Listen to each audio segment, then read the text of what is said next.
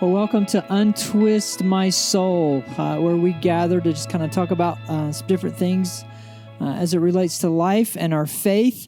And we're doing this on Wednesday afternoon because, life happens all the time. And I think sometimes one of the things that can happen or that we can be guilty of in church land or in Christianity is that we think that everything's about Sunday. But really, Sunday should be a celebration about what the week has been and to help us to get through the week or to live out the week in the way that we can. And so today we're going to talk about a topic. I mentioned it a little bit on Sunday towards the end of the sermon where we were talking about the life of David and Saul and this whole idea of depression coming up. And so I've asked Mr. Blaine Book to be a part of this. So hello, Mr. Blaine. Hi, thank you for having me on. Blaine, tell us, what are you doing in life? Where do you go to school and what are you studying and all that kind of stuff? So I just finished up my second year, so sophomore year at UNLV. I am a major in psychology with a minor in neuroscience. And right now I work at a research lab that does stuff with Alzheimer's disease. So very cool. So you're studying the brain and how all that stuff works and yes, sir. All that good stuff. Yeah. So Blaine is way smarter than me. So that's one of the reasons I've asked him to be here. I heard, the kind of the way that we have our church set up is that when you meet in your community group, you discuss the sermon for Sunday. And Blaine volunteers in our student ministry, but he's also part of a young adult group that meets on Sunday night. And part of that discussion about this whole depression thing came up in the community. Your community group Sunday night, and I heard good things. Like Blaine had a lot of good things to say about it. So it's kind of like I asked him to be a part of it. So welcome.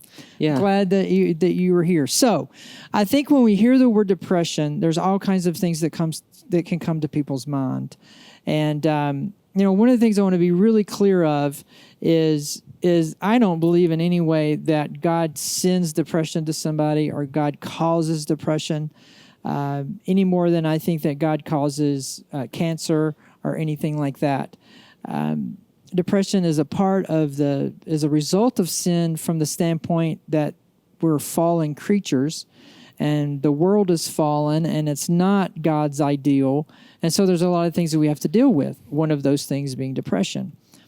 When it comes to depression and what you're studying and what you're learning about it, Blaine, it's pretty much a spectrum. It can have all kinds of things. So can you talk to us a little bit about that, about how important it is to really diagnose or to define what depression is and what it's not? Right, absolutely.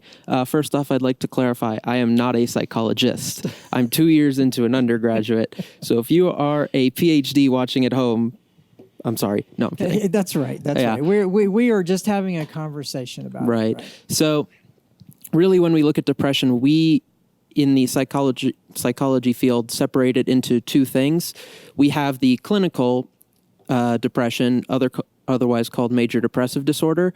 And that's what Marty talks about when on Sunday he says a chemical imbalance. That's really what we're referring to. And then we just have a general depressed mood. And that really is looked completely differently from major depressive disorder.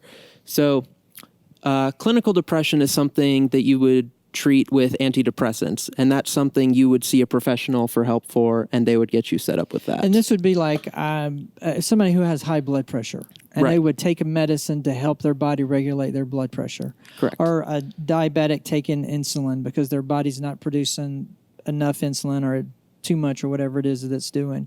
So the same kind of thing with someone who's clinically depressed. So they've got a physical thing that's going on, some kind of imbalance, and there is medicine that can be used to help that. Yes. Okay. And then there are people that have that, and that's a very serious thing, and that's why we talked about 10 things on Sunday to do, and I kind of wanted to begin and end with, if you are in a for real depressed deal here, you need to get professional help because you need to see your doctor, and that's super important. Right, absolutely. I think the other thing that comes into play is this, you use the word mood. Yes. Why don't you talk a little bit about that, the difference between being depressed and dealing with depression and then having a depressed mood? Okay, yeah. So I think the best analogy to describe that would be sort of if you've ever heard climate versus weather. So weather is seen as more of the day-to-day or the week-to-week forecast, right? This is what it's going to be like next Wednesday. Climate refers to the overall change, the overall trend over a period of at least 1 year. So in the same way, we can make that distinction between when it comes to depression. So a depressed mood may be like you're feeling down on yourself, and this can be a period that can last several days. Maybe something's going on in your life or just something's happening, and you feel depressed. However, when that starts to happen day after day, week after week, and these symptoms aren't going away, and it's something that persists to the point where it's impacting your daily life and your ability to do routine things, that's really where we kind of have to stop and say, hang on, I think something's going on here, and maybe you should get professional help. Wow, that's really good. I really like that, simplifying that into the difference between climate and weather. Right. So you can have a rainy day, Yeah. but that doesn't mean it's raining every day. Right. But if it's raining every day, then whoa, something's going on here, and I need to be into that. Being 20 years old, Yes. having friends that are 20 years old and younger, in your generation, this whole idea of depression and anxiety is a big deal. It is. In your generation. So why do you, is there anything that you would associate that with? Or what would you say to them to make sure that they understand? I mean, clearly you could be 16 or 14 and be depressed. I mean, literally have clinical depression. That can be the case. Of course. But you also could just not be old enough to determine that, hey, I'm just having a bad day, and that's actually going to... Can you talk about that a little bit? Yeah, I think a lot of that, I'm about to knock the educational system, sorry, CCSD, but a lot of that does come from how we format school. A lot of kids these days are sleep deprived, not eating as well as they should.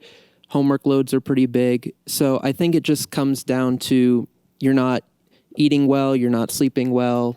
And also it's a weird time in your life.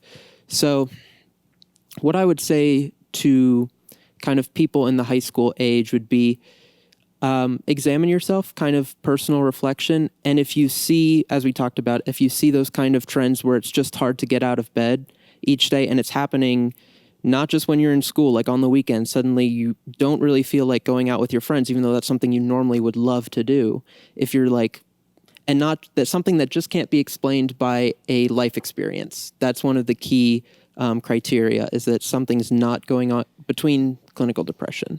Let's talk about life experiences, because as a pastor, sometimes I'll have a counseling situation with someone and they'll come and they say that they're depressed or they're dealing with depression. And then only to find out that in the last 3 weeks, their grandmother's died, they changed jobs, and they just found out they're going to have to move to the other side of the country. I mean, no, I would be depressed too if all of those things were going on, right? Oh, yeah. So those are life situations. Yes.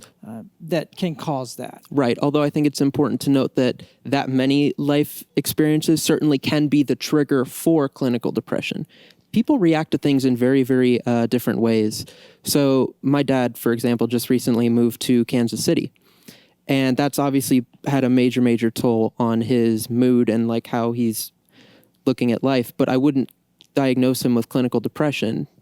However, someone who may go through the same thing, but they're just a different person, that may be the trigger that leads them down that path of clinical depression. Really pushes them over the edge. Exactly. Like they may be clinically depressed, but they've been able to function on a day-to-day basis because life has been somewhat okay. Yeah.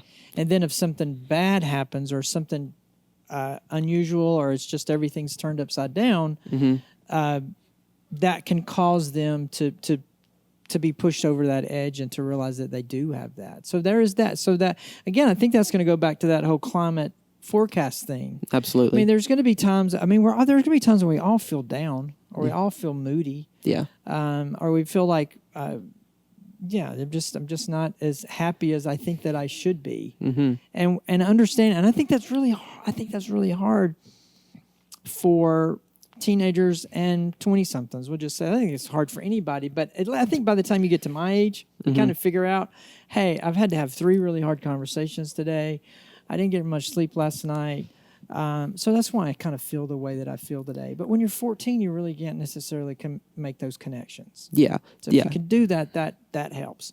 So clinically depressed, you get help. Exactly. Yes. And help sometimes is going to come in the form of medicine.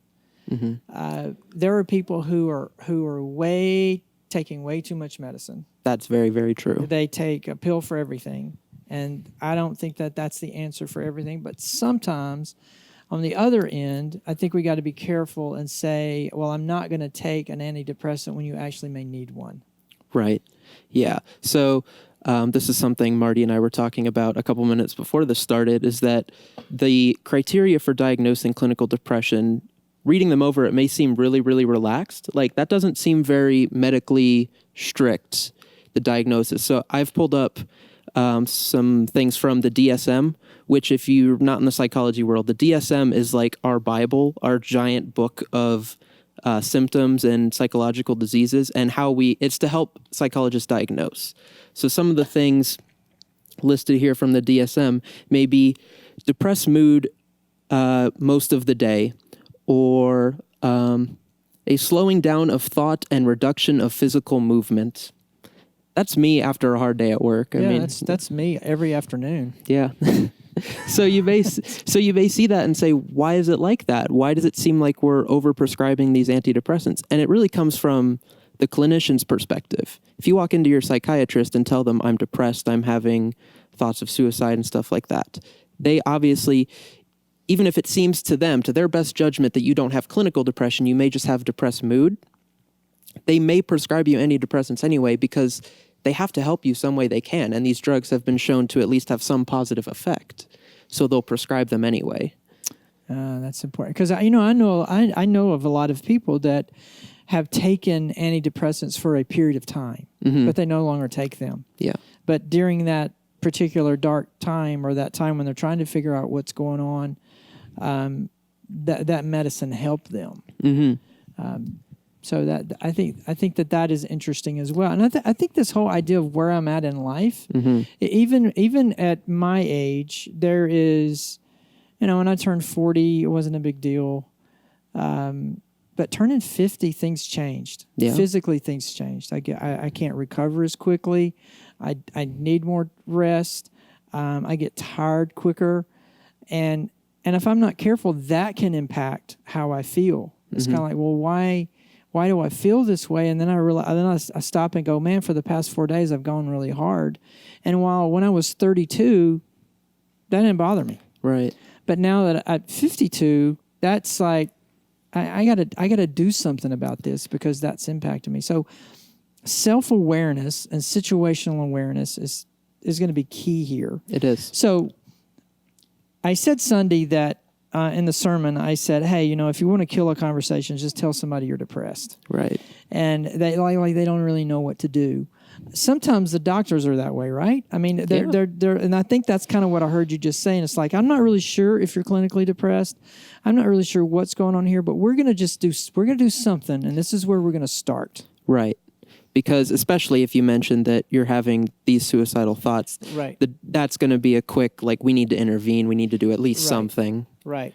Yeah. And I think we have to be super careful when we hear someone say that, to know what to do with that. Now, on the other side of that, we have more information available to us now than we've ever had. And so I think you may have a 14-year-old, coming home and saying, I'm depressed, when, 40 years ago, a 14-year-old never would have thought that, when they actually may have been depressed. Yeah. But they've just never heard of it, and nobody ever talked about it. Now that's very true. So out there.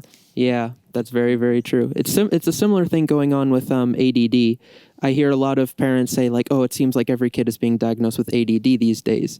And my usual response to that is because, we weren't diagnosing kids at all with ADD when we were your age, you're their age. That's right. Yeah. So if we weren't diagnosing anybody with ADD, and now all of a sudden we're diagnosing 25% of the population, it seems like everybody, but it's really just went from 0 to 25%. It's really, we just got better at identifying and better at creating a standard of what that looks like. Right. And the same would be there for depression. Exactly.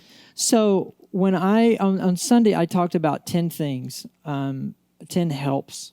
That certainly not original with me. You Google, ways to help or counter depression, you're going to find a list like this. Oh yeah, and all over the place, right?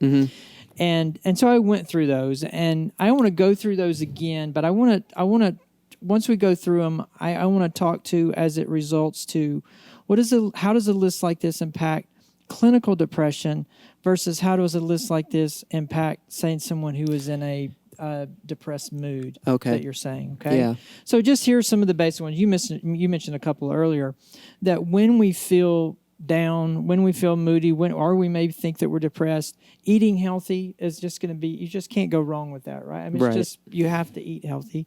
I didn't put sleep on the list. You mentioned the sleep. Sleep is big. Is huge, isn't it? It is. I think we don't put enough emphasis on sleep in our current culture. Like, it's massive. Yeah. I mean, I know for me, I need 10 hours. Mm-hmm. And I know I say that to a lot of people, and they're like, "Oh man, wow, you're lazy." Mm-hmm. And it's like I really do need 10 hours to sleep, and mm-hmm. I can go 8 hours, mm-hmm. and I can do that for a few days. But if I go 4 or 5 days with just 8 hours of sleep, I'm gonna have a 10 or a 12 hour sleep coming on. Yeah, and that has been that way my whole life. Mm-hmm. 6 hours, 5 hours, I can do that for a day. Yeah, like in a pinch. Yeah, if I have to. Now, my wife, Lisa, she can operate off of 4 hours of sleep for weeks on end, and it doesn't seem to bother her. So we are different in that, in the amount of sleep that we need. Correct. But we probably all need more sleep than we're getting. Yeah, I would say so. Yeah. Mm-hmm. So there's the eating healthy, the exercise, sleep, establishing a routine. Mm-hmm. And I think that's kind of how you understand the difference between the climate and weather, right? Yeah. It's just like seeing I have this routine. I got up, I did this. I don't feel quite as moody as I did. Right. Like if you're in a depressed mood, maybe it's because something came along and screwed up your routine. That can have a big impact. Yes. That's true for my daughter, Amelia. You get her out of her routine and everybody's depressed. Wow. That is for sure. So we talk about volunteering, and that's getting your eyes off of yourself. Do you find that what would you say about something like volunteering? How would that help somebody in a depressed mood? Well, in a depressed mood, I think it helps with a sense of purpose. I mean, at least here at Anthem Community Church, it's been something I've had the opportunity to volunteer for years. And it's just something that's given me something to do outside of the house. I mean, really, that's what it comes down to. And to feel needed. That's very true. We all need to be needed, and we want to be needed. And if I'm walking around life and nobody needs me, or that's the thing, that if I'm thinking nobody needs me, right, because you haven't signed up for anything or you haven't made yourself out there, it would be easy to think that, and that could definitely lead to depression. Getting outside. Ooh, getting outside. Is there anything medically that speaks to that? So yes, there actually is a form of depression. Have you ever heard of seasonal affective disorder or depression? Everybody in our church that's moved here from Seattle talks about it. Oh, yep. SAD, as it's abbreviated, SAD, which is a bit of an unfortunate nickname for a depressive disorder. But right, yeah. But SAD, yeah. So the number of cloudy days, being in a gloomy environment, right, even being in a sunny environment here, but just never being outside, right, can impact that. Yeah, getting outside is massive to improve mood, and just yeah. That's I know it definitely helps me. Changing your thinking. So this is something that jumps out. So during small group that we had on Sunday night. And this small group is basically college-age students. Correct, young adults. Just you're out of Amplify, you're over 18, but you're not really at that point where you have like your spouse or something, or you're going to join your own community group. Right. This is something we do Sunday nights. So yeah, when we were talking with the young adults, something that came up was that the list here, in combination with Pure Heart, because that came up a lot, seems to encompass almost all aspects of psychology. And when you're a clinical psychologist, one of the things the clinical world likes to do is something called an eclectic approach. And what that means is we have all these different branches in psychology. We have behavioral, we have social, we have cognitive. And so an eclectic approach is one that takes all approaches into account in helping treat your patient, just taking a little bit of what works from each. And so really that's what jumped out here. Pure Heart and the whole concept of stuff from your past and soul wounds and stuff like that is very, very Freudian. I will say that. Mm-hmm. The stuff here, like change your thinking, that is massive in cognitive psychology, where the whole thing there is just kind of changing how you view the world and just changing your mindset on that. And then we have like behavioral things like the eat healthy, the sleeping. And so really, to me, that's what jumped out here is that for someone who both has clinical depression and who has a depressed mood, like all these things together really, really do help in that way. Okay. And when I think about change, you know, from a Christian standpoint, changing your thinking is who does God say that we are? Who does He say that I am? Mm-hmm. Me understanding the impact of sin. You know, it's you know, there are people today who are trying to be Christians who don't believe in sin, but I don't know how you do that. No. You know, the Scripture talks about it, and sin in of itself is destructive, and when destructive behavior, destructive thinking Mm-hmm. is going to have, there's going to be a cause and effect there. And so sometimes I am in a depressed mood because I yelled and screamed at somebody I shouldn't have yelled and screamed at. Mm-hmm. And I feel bad. I mean, there's a reason we say I feel bad. Yeah. Right? Because I have a feeling that's associated with that because I've behaved in a way that I didn't want to behave, Mm-hmm. regardless of what that is. But the whole idea of changing your thinking and being, okay, this is who I am. This is who God says I am. I can go to Him. I can confess my sin. I can know that He loves me. He's given me a brain. I know that there's things in my past that has hurt me. Mm-hmm. And as you study psychology, be fun to hear you as you learn and as you grow. It has been amazing to me how something negative can happen in somebody's life, and it, you know, as a pastor, I talk to somebody who's 75 years old, and they keep going back to something that happened when they were 22 Mm-hmm. or when they were 16. Yeah. It's like literally they have never gotten over that. Right. So that has to impact them. So having those tools to do that, the talking to someone, Mm-hmm. what is that? What about obviously that you talk to your doctor, or you talk to a counselor, but sometimes doesn't it just help just to put it out there? Yeah, because talking to a doctor or just talking to someone who knows about depression like me, I'm one of those fixers. I'm gonna try and fix the problem, but sometimes you just need to talk to someone who's gonna listen. And so I think that really helps there. It's in the name of our church, Anthem Community Church, right? So the community aspect of that is super, super helpful in terms of depression. What about laughter? Laughing's good. Laughing's good. Laughing's great. Laughing's good. Yeah. It is. It's hard to be in a bad mood when you laugh. No. Or smiling. One of the people in our young adult small group, Austin, brought up smiling and how he makes such an effort day to day just to smile. And he had the whole small group. He's like, all right, guys, I just want you to give me like your resting face of just like blah. And so we just all kind of frowned. And then he's like, now I want you all to smile. He's like, do you feel like your elevated mood at that point? And it's true. That's something that has been demonstrated scientifically. So scientifically is demonstrated that simply smiling makes you feel better. That's correct. Yeah. Wow. So smiling, laughter, the more of it, the better. Gratitude, being grateful. Are you familiar with any of that? Yeah. Okay. What are you learning about that? Well, I haven't learned anything specifically in a class about gratitude, but I would just imagine that being grateful for what you have in this world it gets more back to, I think, change your thinking. It's very, very similar to that. And that if I can live in a way that I'm constantly reminding myself of all the great things I have in life, and if I'm constantly being grateful for those things, then that gets into a more positive worldview, and that can certainly help.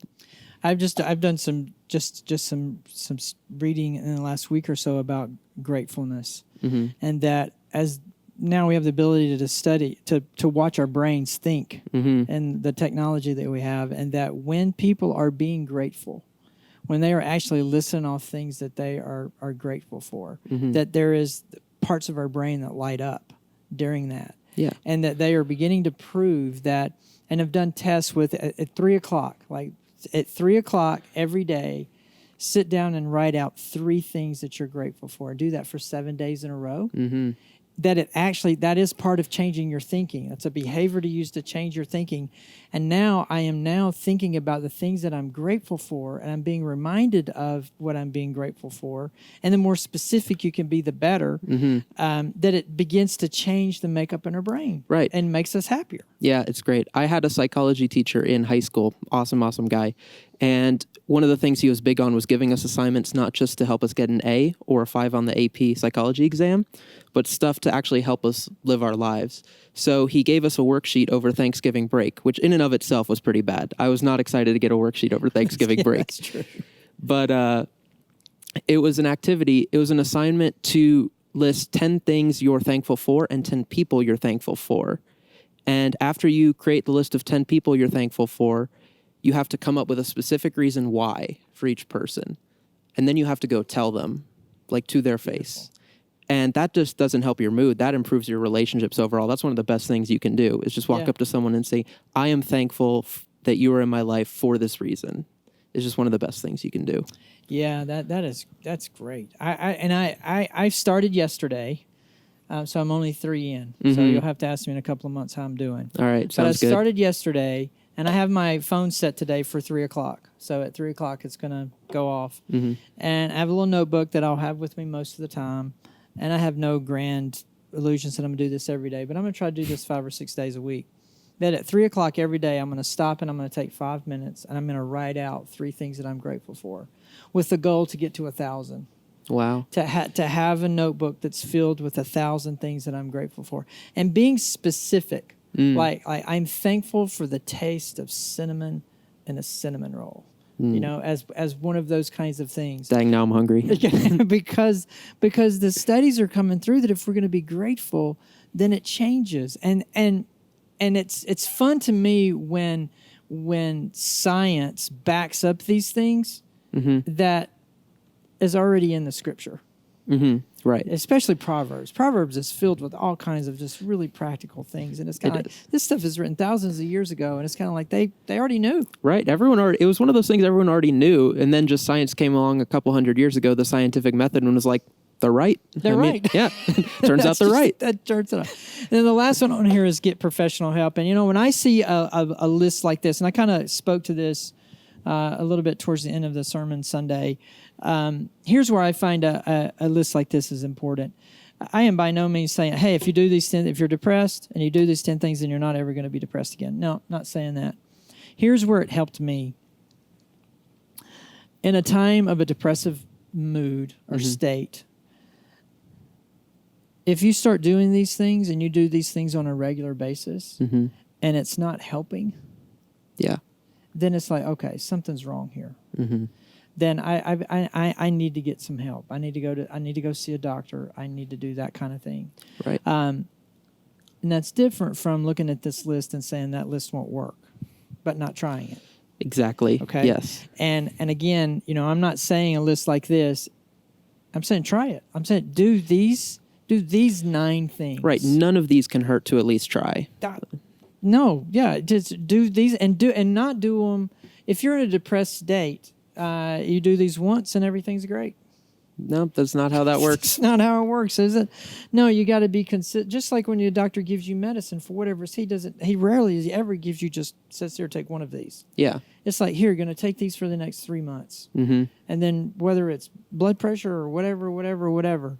I think sometimes we treat depression or things like this like a headache. I got a headache, I take some aspirin, then the headache goes away. Yeah. And that's not what depression is. Oh, I'm feeling depressed. I went for a walk. I went for a 3-minute walk outside. Why am I still depressed? It's like, okay, I'd be depressed if that's a depressing way of thinking to think like that. Yeah. So, you know, I really wanted, you know, depression is something that we all deal with at some point in our lives. We all definitely would have depressive moods about things. And so the ability to do some of these things, one of the things in Scripture that talks about taking a Sabbath, that science is like what happens to people who take a 24-hour period once a week where they unplug from work, stress, all of those things. What does it do for them? Right. It does amazing things for them. And it's kind of like, okay, well, that was like one of the first things that God told us to do. In fact, we were created. The first full day man and woman lived on the planet was a day off. That's pretty great. Because they were created on the 6th day, and the 7th day was a day of rest. Isn't that cool? Yeah, I mean, it's pretty great. And in the Hebrew world and culture, the day begins at 6 in the evening. So in the Hebrew culture, your day begins with resting, not work. We've turned it around, and in a way, our week is set out. We're supposed to spend the first day of the week as Sunday, so our work week should start with a day of rest because we're created for that. And so I think a lot of times we're depressed because we're just not doing some basic things. No, and if we will start to do those basic things, then that can point to us and say, "Hey, wait a minute. I am doing these things, and I'm still struggling. So I need to get if I have a headache and I take aspirin." And it goes away, I don't think anything about it. If I'm on if I'm on the 5th day of a really bad headache, I'm going to go see the doctor. Yeah. Something else I'd point out about this list is that I would argue they are all helpful regardless of temperament.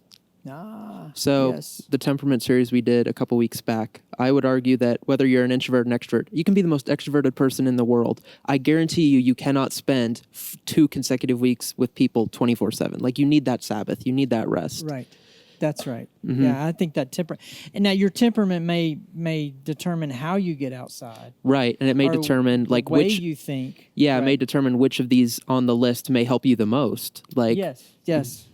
Good point. Good point. Yeah, if your temperament is I like being by myself, and so getting outside and going for a long walk by yourself could be.